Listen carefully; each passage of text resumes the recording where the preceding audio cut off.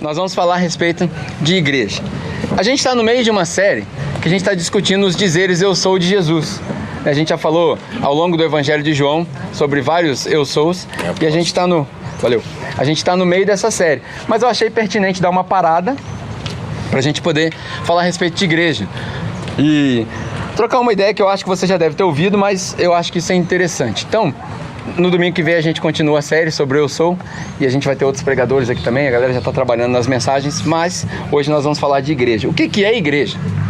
É a primeira pergunta que eu quero te convidar a pensar. O que é igreja? E aí depois de você refletir sobre o que é igreja, eu quero te fazer outra pergunta. Quais são os sinais da igreja? Como é que você reconhece uma igreja? Quando a igreja de verdade é igreja de verdade, o que acontece? Tudo isso a gente vai descobrir nesse texto de Atos capítulo 2. O que é igreja? Quais são os sinais da igreja? E o que acontece quando a igreja é igreja? Acho que isso vai nos ajudar a mudar o nosso conceito sobre igreja. Mas antes da gente entrar nesse texto, acho que precisa ser desconstruído muita coisa. Por exemplo, muita gente acha que o sinal de igreja ou igreja é um prédio com cadeira, que o pessoal vem para cultuar num dia específico. Só que Jesus nunca falou isso. É interessante que quando Jesus deixou a informação para os discípulos sobre o que vai identificar aqueles que o seguem, a gente não vê nem a palavra igreja do jeito que a gente entende. Por exemplo, em João no capítulo 13, no versículo 35, Jesus fala para os discípulos o seguinte: por assim vocês serão conhecidos como os meus discípulos, pela maneira com a qual vocês amam uns aos outros. Olha que interessante, a marca para Jesus, a marca da igreja, primeiro, era o amor um pelo outro. Ou seja, a pessoa que nunca veio na nossa igreja, no nosso contexto, porque também não existe a nossa igreja, a igreja deles, só existe uma igreja, a igreja de Cristo. A gente é que dividiu, a gente que criou essa besteira de denominação. Se foi a pior praga da igreja, na história da igreja, foi denominação. Porque dividiu entre batistas, presbiterianos, assembleia. Não, só tem uma igreja, a igreja de Cristo. Os nossos irmãos da Batista são nossos irmãos, da Presbiteriana são todos nossos irmãos. Eles têm os costumes diferentes, uns rodam mais que os outros, mas são todos nossos irmãos. Amém? Todo mundo é irmão. Então, só tem uma igreja. E Jesus não tinha marcas de igreja, só tinha uma marca. O que significa que se alguém entrasse por aquele corredorzinho ali e chegasse aqui, ele tinha que ficar pasmo com a maneira que a gente se ama um ao outro. Ele tinha que chegar aqui e falar assim: uau, eu nunca vi um povo que se ama tanto como esse. A gente estava aqui ontem na chuva, limpando as coisas aqui, né? E se alguém chegasse aqui, os caras iam falar assim: realmente essa galera aí ama essa causa. Porque um ajudando o outro, um batendo prego e o outro não sabia fazer. Aí o Daniel foi lá descobrir como é que fazia, aí o nego pregava as coisas aqui. Por quê? Porque um ama o outro. Aí para ir mais além, às vezes a gente está num contexto onde falta alguma coisa na casa de um irmão e ele não precisa nem pedir. E ele não precisa nem trazer o pedido de oração para a igreja, porque você é vizinho dele, você conhece, você sabe, você vai lá, pega do seu e leva para ele. Isso é igreja. Aí às vezes você não tem nem ninguém que você sabe, tem. Aí você chega na igreja e aí os irmãos ficam sabendo da causa. Aí a gente sabe que a gente consegue economizar quase metade ou mais da metade daquilo que a gente arrecada. A gente pega aquele dinheiro e faz assim, ó, toma. Sem medo de, toma. Sabe? Isso é igreja. Há um tempo atrás, um dos nossos irmãos precisou de um reparo numa geladeira. Pô, tem dinheiro, toma. Outro tempo atrás, um irmão precisou de pagar umas contas atrasadas. Toma. Isso é igreja. Qualquer outra coisa não é a igreja que Cristo falou que era para ser. Porque a marca da igreja era o amor um pelos outros. A ponto de se entregar um pelo outro. A ponto de, literalmente, se te pedir a sua camisa, você dá até a túnica. Se falar para você andar uma milha, você anda duas. Esse é o padrão de Cristo.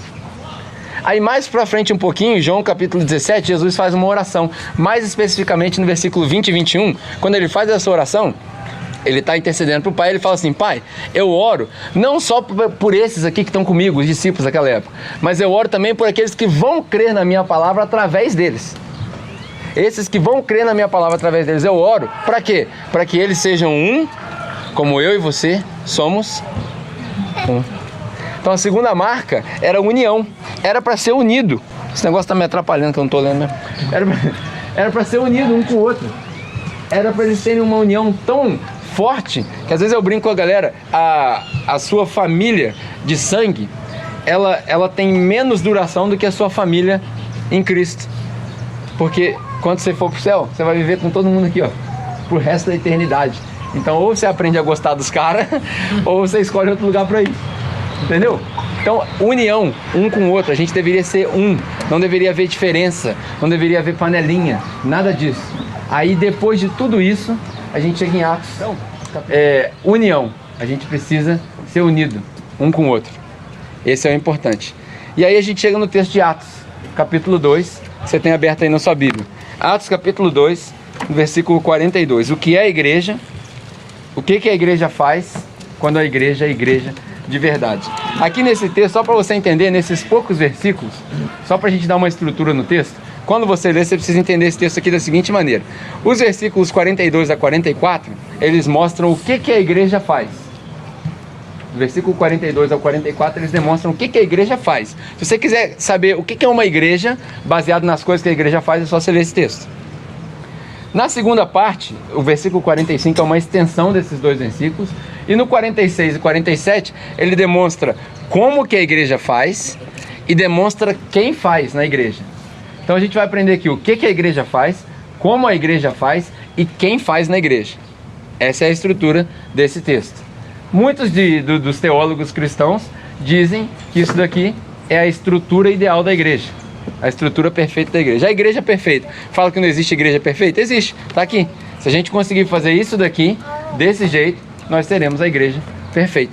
Então vamos ler. Atos 42, Atos 2, do 42 ao 47. Fala assim.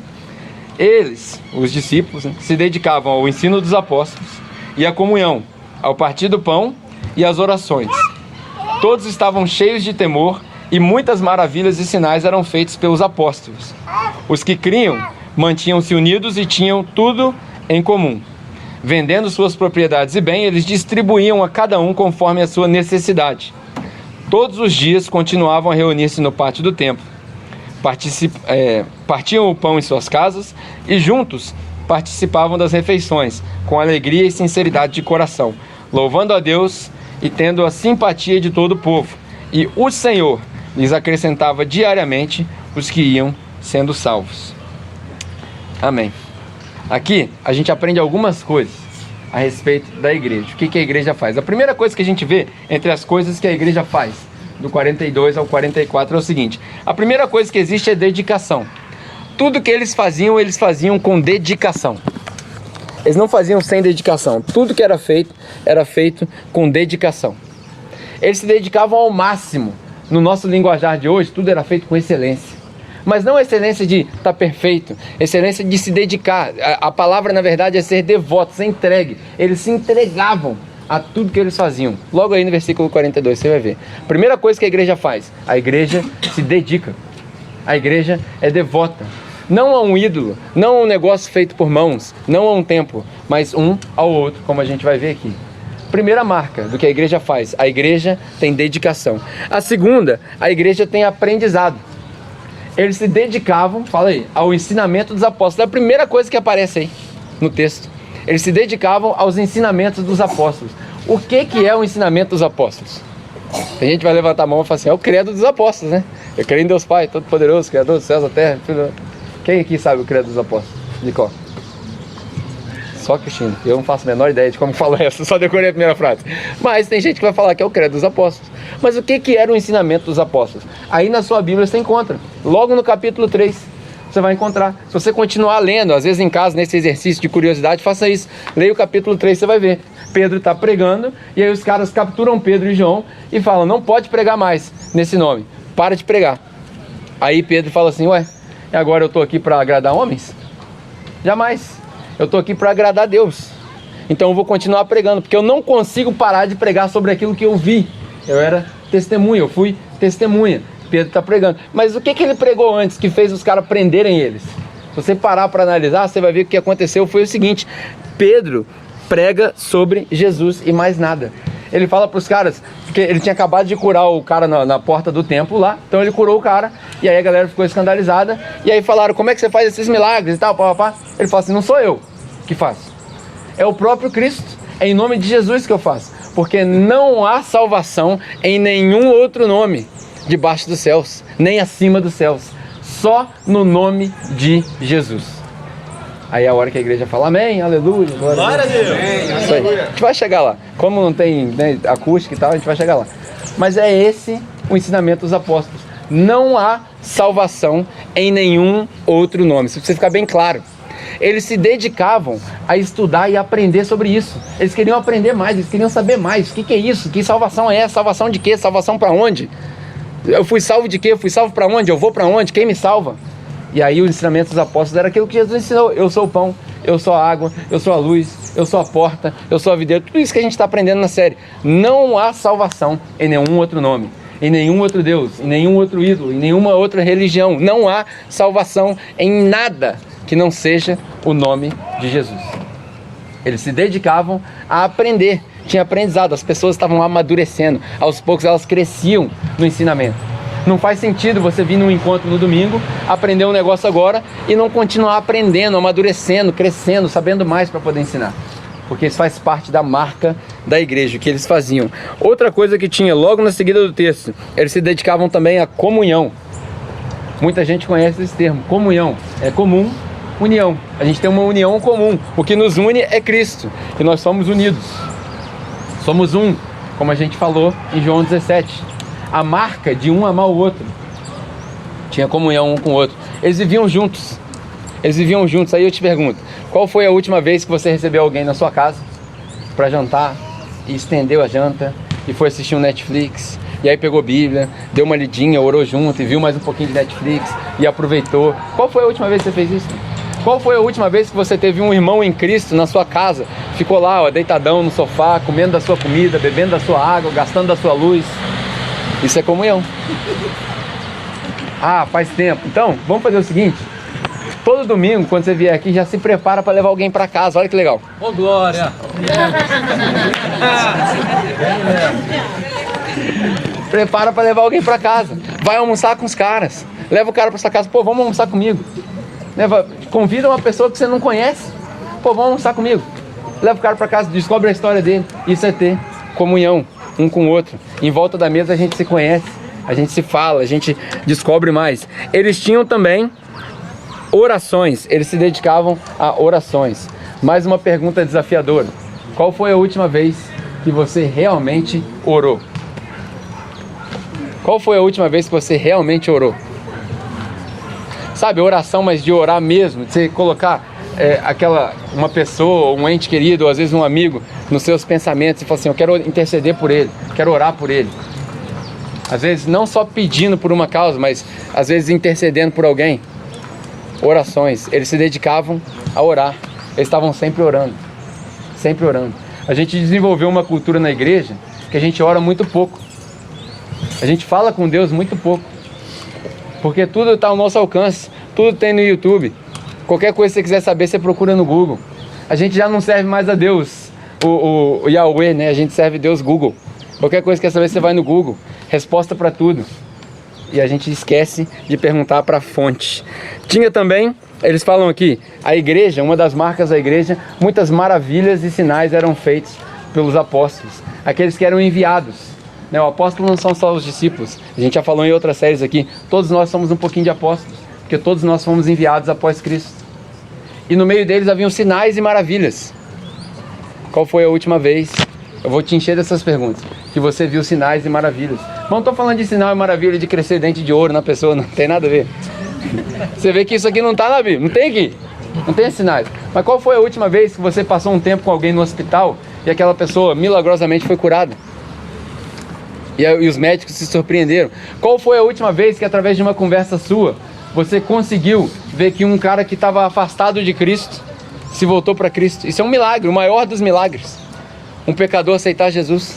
Qual foi a última vez que você teve uma intervenção com alguém, uma interação com alguém, onde o nome de Jesus foi exaltado de tal maneira que essa pessoa não resistiu e falou assim, eu quero isso. Esse era um dos maiores milagres. Qual foi a última vez que você se desfez de tudo que você tinha? Foi no zero, na rapa.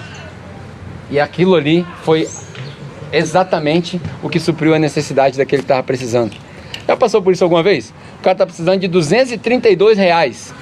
Aí você encontra com ele, você tem R$ 232 na carteira. Alguma vez já aconteceu isso com você? Já aconteceu comigo algumas vezes, cara. É a coisa mais chata que tem, que você tá com o dinheiro certinho na carteira. Ai, toma. Porque você sabe, aquilo ali é um sinal. Para que serve o sinal? O sinal aponta para uma direção, é um sinal. Isso que acontecia entre eles, eles percebiam esses sinais. A gente deixa de perceber os sinais porque a gente não conhece a Deus. A gente não se dedica a estudar, a gente não se dedica, a gente não é devoto a essas coisas, aí a gente perde os sinais. Existia comunhão entre eles, existia maravilhas e sinais, existia entre eles união e comunidade, né? Como a gente já falou aqui. Tudo isso acontecia. Eles vendiam as coisas, olha que interessante. Aqui, não é coisa que eu estou inventando. Aqui Lucas está falando para nós que os caras viviam numa comunidade pequena desse jeito, e os caras vendiam as propriedades que eles tinham e trazia para a igreja, e eles distribuíam de acordo com a necessidade das pessoas. Literalmente era isso. Eu tenho 2 casas, eu só moro em uma, eu vendi a outra. Não era uma regra, não era um padrão, não, acontecia de vez em quando. Quem quisesse fazia, ninguém era obrigado a fazer. Mas os que faziam era assim, eu tinha 2 terrenos, vou vender um. Eu tenho 2 casas, vou vender uma. Aí o cara vendia uma casa, trazia o dinheiro e eles distribuíam de acordo com a necessidade do povo. O que não significa que era dividido. Não era dividido. Porque talvez um precise de R$50, outro precise de R$500. E eles não tinham problema. A galera que estava aqui, ó, esperando o que Pedro ia fazer, o que o Paulo ia fazer, Paulo não estava aqui na história ainda, mas o que os discípulos iam fazer, eles ficavam esperando. Ah, o Serginho está precisando de 200, toma 200. Ó, o Mauri está precisando de 1.000, toma 1.000. E o Serginho não ficava com inveja, em momento nenhum. E ali, o que acontecia? Eles glorificavam a Deus por causa disso. Olha que interessante. Essa é a igreja. Essas são os sinais da igreja. Qualquer coisa fora disso, aí não é igreja mais. Pode ser uma reunião evangelística para evangelizar alguém, mas não é igreja. Por isso que é importante a gente entender que igreja não é isso aqui no domingo. Igreja é nós vivendo um em união com o outro, suprindo as necessidades um do outro e glorificando a Deus e fazendo isso que está escrito aqui, de 42 a 44. Amém. Isso é igreja. Se a gente conseguir sair daqui e nunca mais ter culto no domingo, mas a gente viver em união um com o outro, amando um ao outro, isso é igreja. Está resolvido o problema. E aí a gente vai criar uma revolução do jeito que criou aqui. Já você vai ver que aconteceu que 3.000 pessoas foram convertidas, depois outras 5.000 pessoas são convertidas. Por quê? Porque eles eram atraídos por esse estilo de vida. Já falei aqui várias vezes, a pessoa que vem para Cristo, ela não veio pelo convite, ela vem pelo convívio. Não é o convite de ir para a igreja que converte alguém, é o convívio com um cristão de verdade que apresenta para ele quem é Cristo. Aí ele fica, captou? É o convívio, não é o convite. Então aqui, nesses versículos, a gente aprende o quê? O que eles faziam? Eles se dedicavam à oração, ao partir do pão, como nós falamos aqui, na janta, no jantar, no almoço, aos ensinamentos dos apóstolos. Era isso que eles faziam. Agora, como que eles faziam? Interessante. Como que eles faziam? Aí na sua Bíblia você vai ver no versículo 45, vamos ler ali de novo. Vendendo as suas propriedades e bens, eles distribuíam a cada um conforme a necessidade de cada um. Aí no 46 e 47, todos os dias eles continuavam a se reunir no pátio do templo. Vamos parar por aqui. Todos os dias eles continuavam a se reunir no pátio do templo. Eles se reuniam em 2 lugares. Eles se reuniam em casa e no templo. Para que serve o templo? Isso é interessante a gente pensar. Para que servia o templo para eles? O templo servia para isso. Era uma reunião onde a gente ouvia um pouco mais dos ensinamentos dos apóstolos, para levar para casa e discutir e aprender e botar em prática.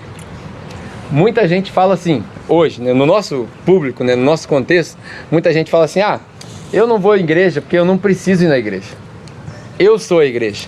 Esse é o maior erro de todos os tempos, porque a igreja não existe no singular. A igreja só existe no plural. Eu não sou a igreja. Nós somos a igreja. Eu não. Nós. Juntos, durante a semana, todo dia. Só que nas coisas que a igreja fazia tem uma característica. Eles se reuniam no templo diariamente. Diariamente. Aqui fala sobre diariamente. Lá em Hebreus, você vai ver falando, Hebreus capítulo 10, fala a respeito de como eles se reuniam semanalmente.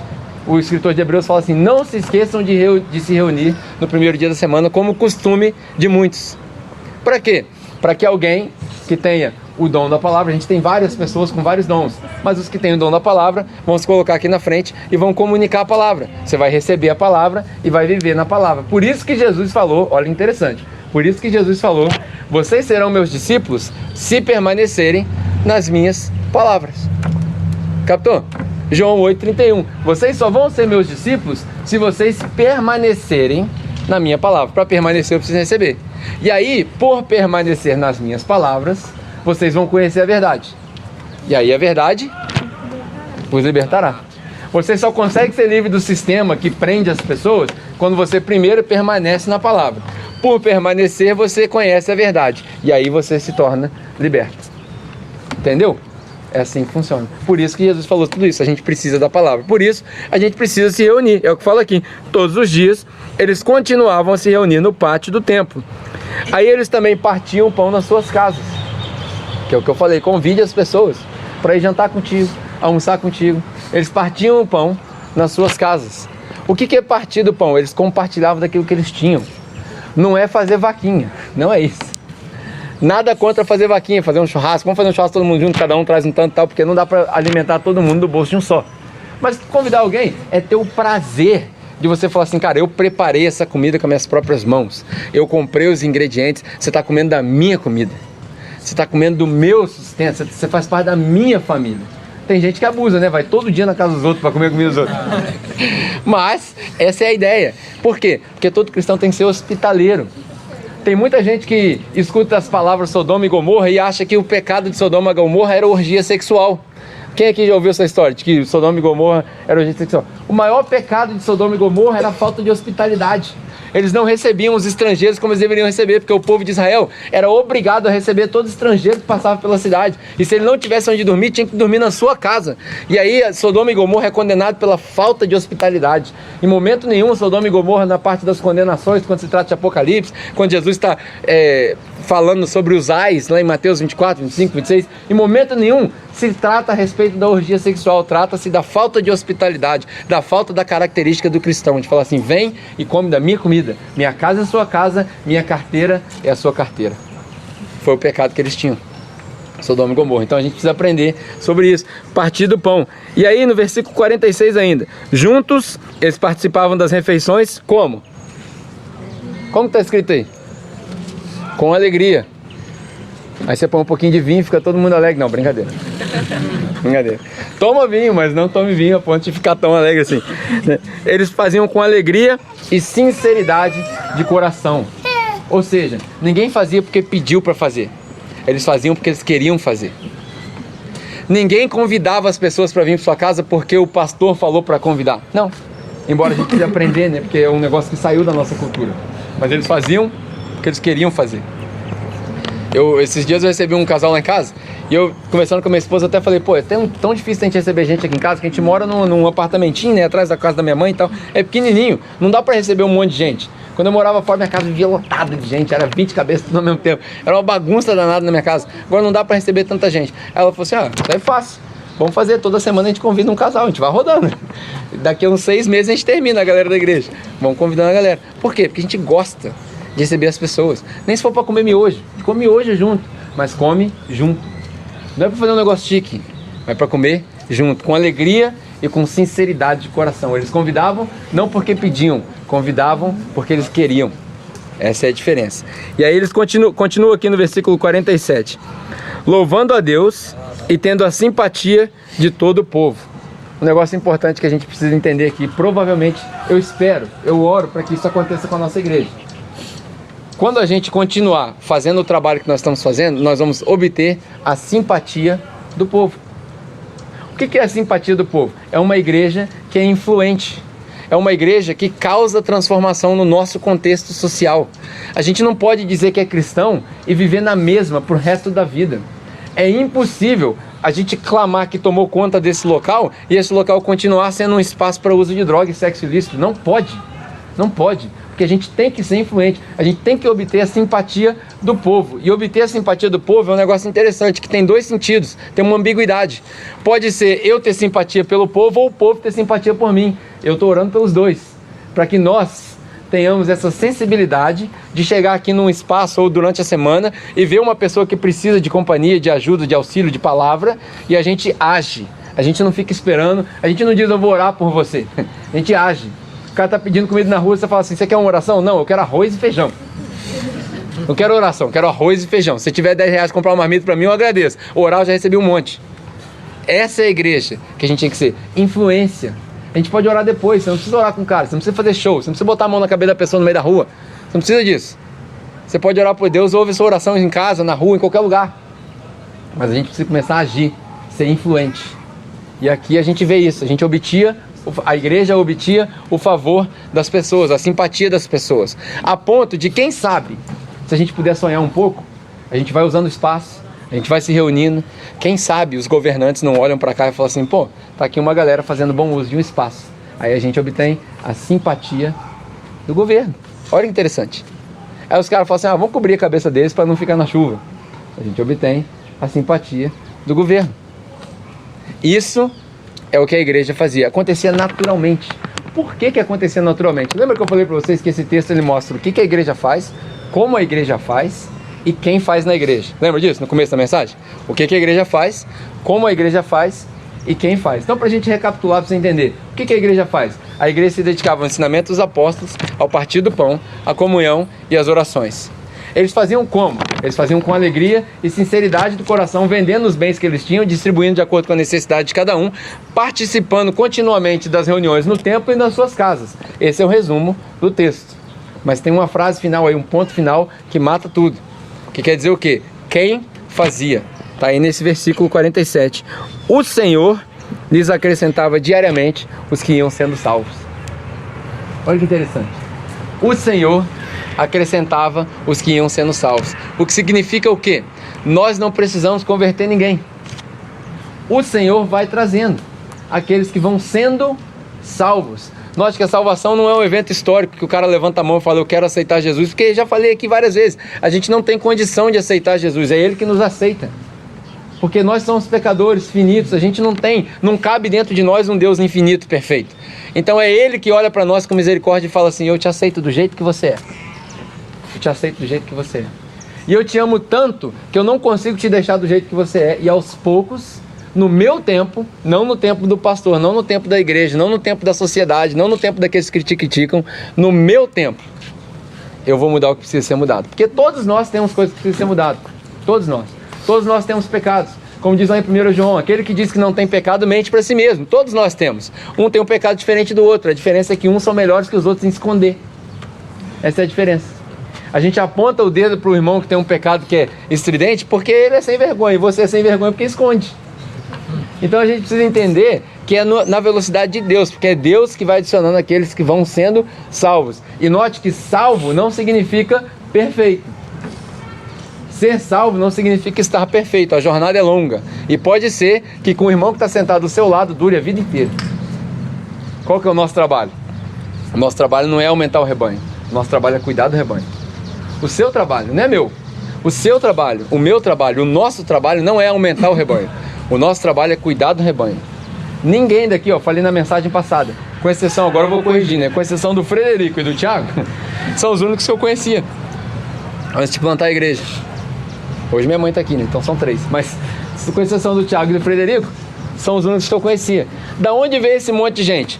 Eu certamente não convidei vocês. Talvez você tenha recebido um convite de alguém, que é natural no nosso contexto sociológico convidar alguém. Mas as pessoas não ficam em Cristo por causa de um convite. Elas ficam por causa de um convívio. E é assim que a gente deve continuar. Por quê? Se a gente se manter desse jeito, fazendo o que a igreja faz da maneira que a igreja faz, se dedicando aos ensinamentos dos apóstolos, à comunhão, ao partir do pão e às orações, de maneira que a gente venda as nossas propriedades e distribua para suprir a necessidade daqueles que têm necessidade, e fazendo isso, se reunindo diariamente nas casas e nos templos para ouvir o ensinamento, se a gente fizer isso dessa maneira, Deus, Ele vai continuar adicionando aqueles que vão sendo salvos. E a família vai aumentando. E aí nós cuidamos. Porque o nosso trabalho não é aumentar rebanho. O nosso trabalho é cuidar do rebanho. Amém?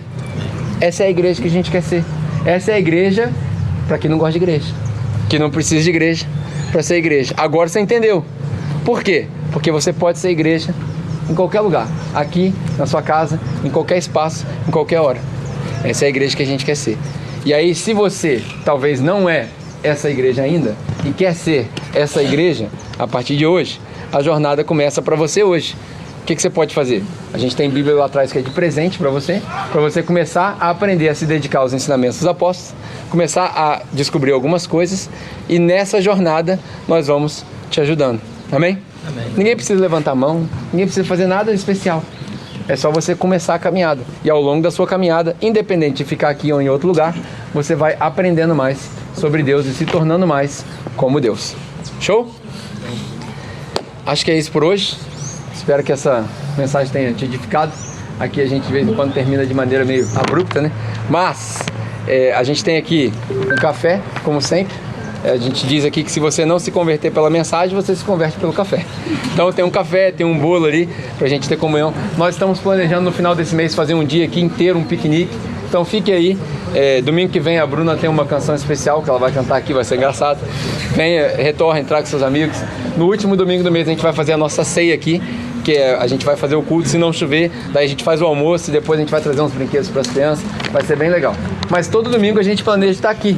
Família, com seus amigos, todo domingo às 10 da manhã. Porque todo domingo a praça é nossa! Ela é muito... A gente tem a praça.